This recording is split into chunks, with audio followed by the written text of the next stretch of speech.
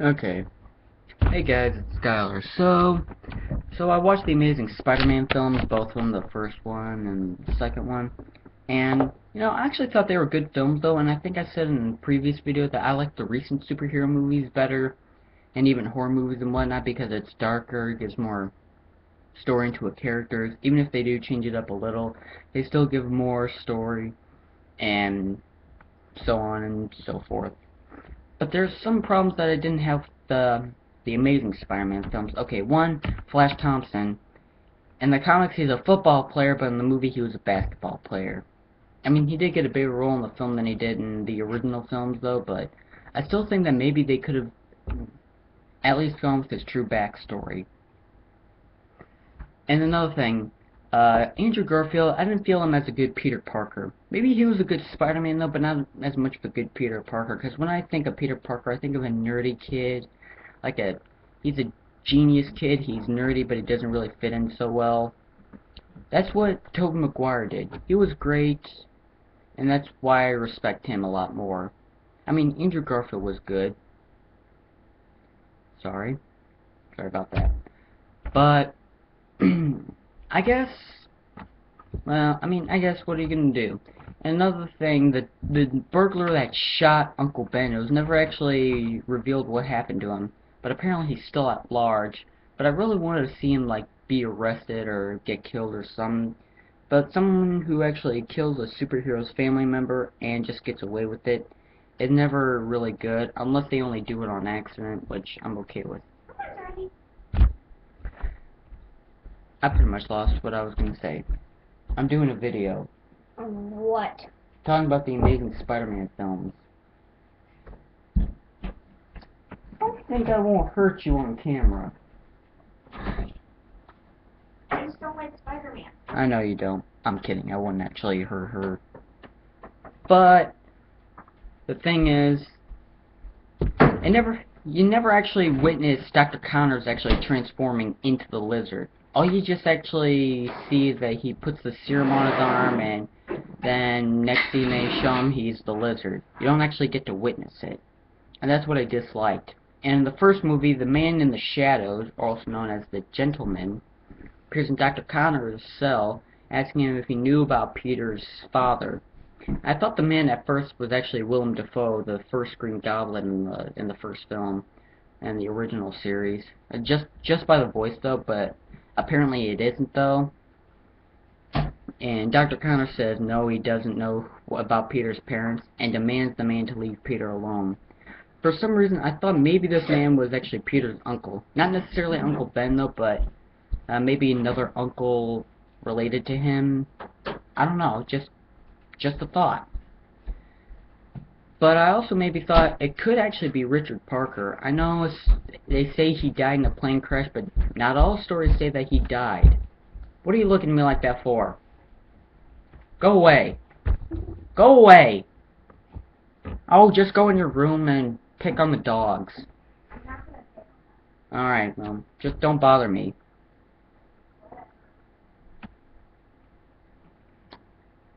Anyways, as for the man, I know that Richard Parker, Peter Parker's true biological father, was actually killed, but not all stories say that he was. Some stories just say that he and Mary, sorry, went missing on the plane. The plane just went missing. I don't know how that can happen though, but apparently it just does.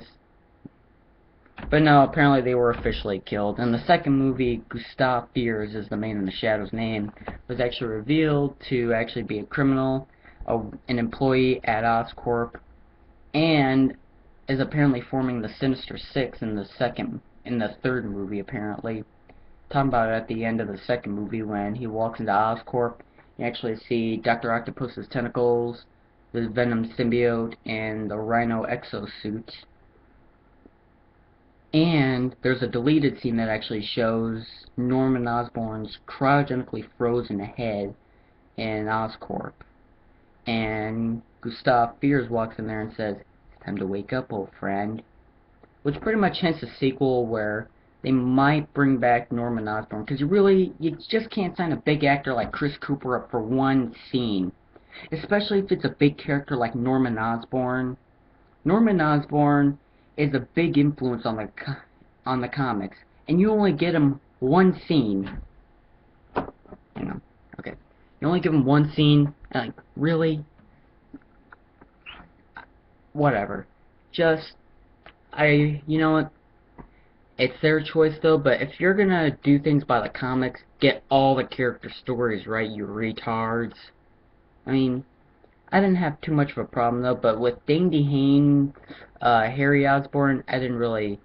I mean, I guess he was not too bad though, but Harry Osborn's supposed to be bigger and tougher than Peter and actually kind of protect him, but here Dane DeHaan was kind of weaker and skinnier than Andrew Garfield. That's why I like the James Franco and Tobey Maguire together better. They both captured their roles better. And let's see. The Goblin story was off. Here, you don't actually get to witness Norman Osborn dying, though. You just actually hear it break out on the news. And Norman Osborn dies because he has a rare disease that is apparently genetic, and that Harry was actually at the age when it would actually start forming. So, which means things aren't going to be too well for him now, are they? But at least for him, it's... well, I can't say anything about that. I guess at least for, no.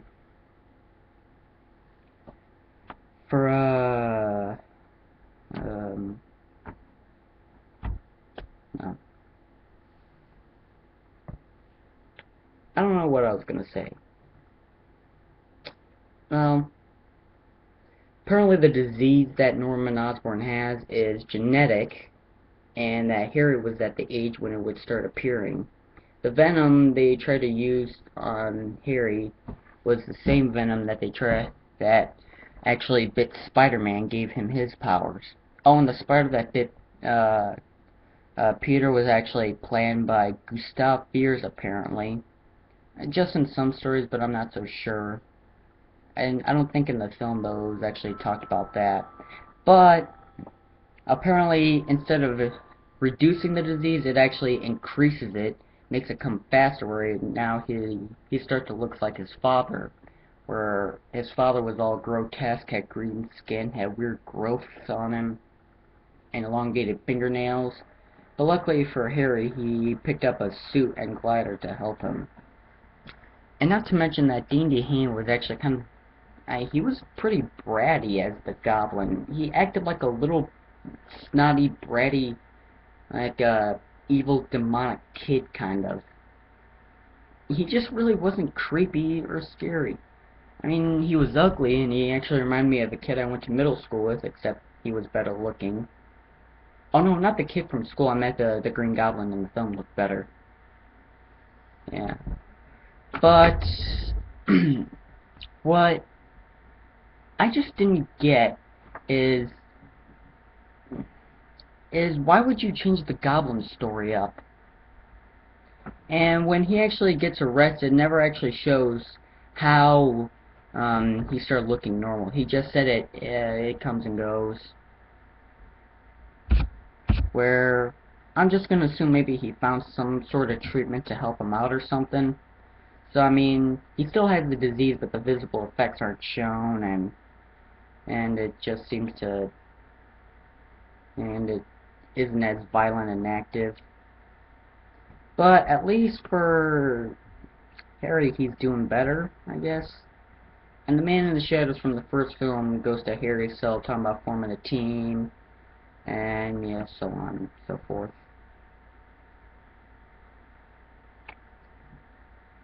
And the last thing I want to talk about is Electro in the film.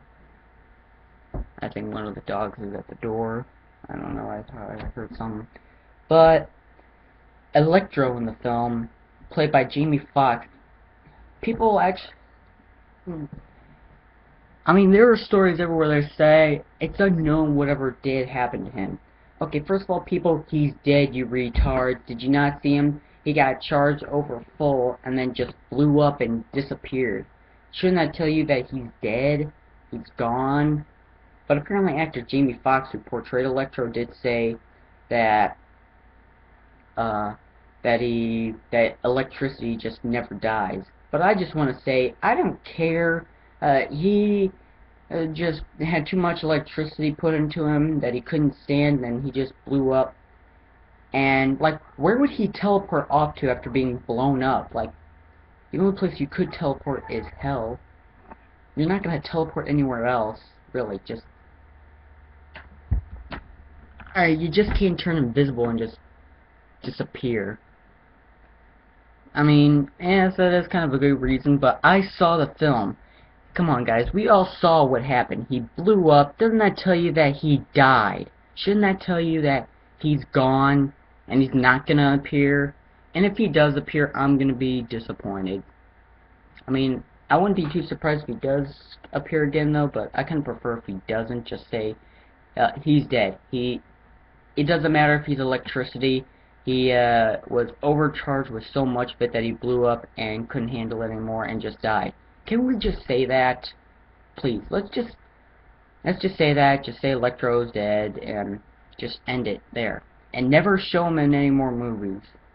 I mean, Electro was good. I mean, I guess he wasn't too bad though, but Electro is probably one of my least favorite Spider-Man villains. Okay guys, so that's the end of my rant here for this video. And like I said, I actually found these on the internet. I trust you guys. These movies you can actually find no bullcrap. You can actually watch them for free, no sign up, no download, no purchase, nothing, free. Yeah. I'll put them in the description box for you guys to go check out. And if the links are broken or they just don't show, just let me know and I'll actually put a new link in the description for you guys. Okay, so that's the end of this video, and my question to you guys is, what is your favorite and least favorite Spider-Man film? And a follow-up question, what is your favorite and least favorite Spider-Man villain? Leave those in the comments down below. I'd say my favorite Spider-Man film would have to be I guess the very first one though, mainly because it's kind of a classic, the Tobey Maguire one now. I mean, because that's kind of one that I grew up on. Those are the ones that I'm actually used to. I mean, the second film was actually pretty good though, and well, let's see, the third film was actually really good too, but the first film was probably the best. Just my opinion. Mainly because you don't actually get to see it too much around anymore. And I don't care why people just hated the Goblin's appearance. Does his mouth really have to move? Does he really have to wear a mask where the mouth can actually move too, or whatever? Or does he really have to have makeup? Or does he just not have to wear a mask? First of all, I like the Goblin's appearance from the first movie. It was kind of creepy. It was good. It was scary. They should have just left that.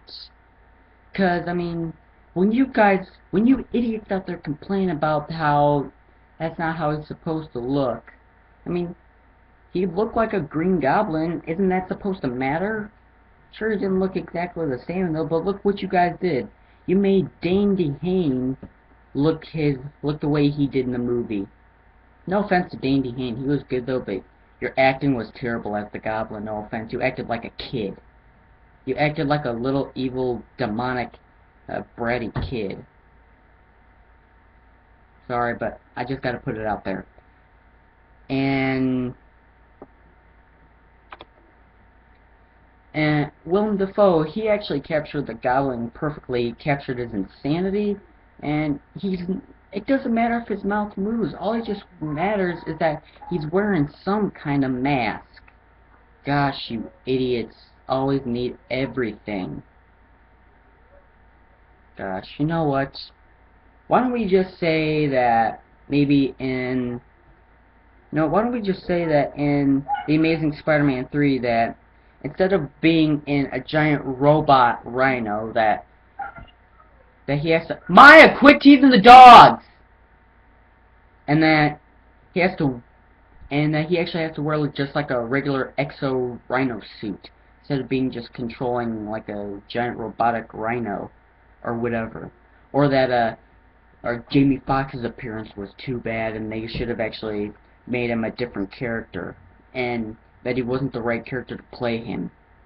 That he should have actually been played by a Caucasian and not an African American.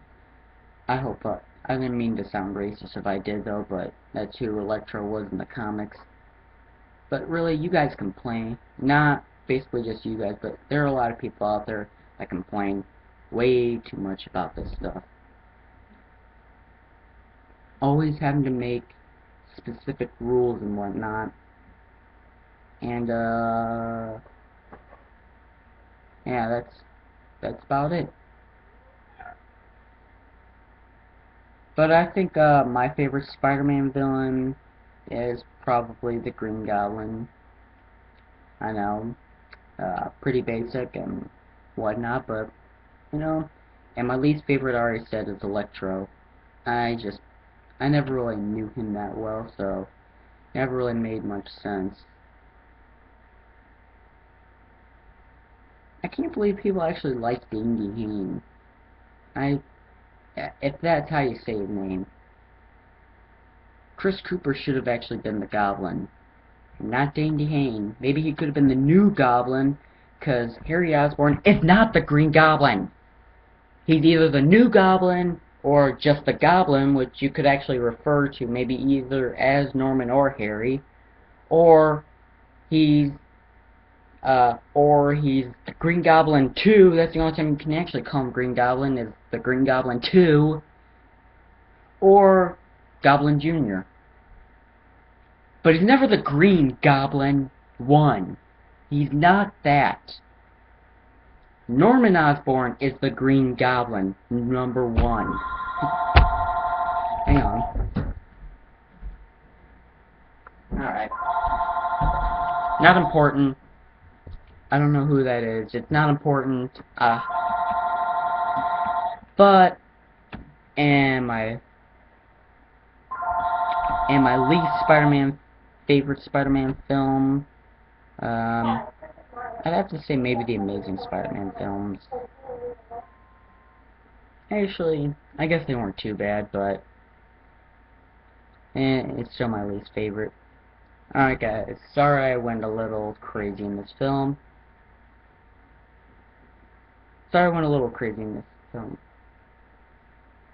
Or this video. What are you laughing at? I'm watching your video. Oh. I'm flirting.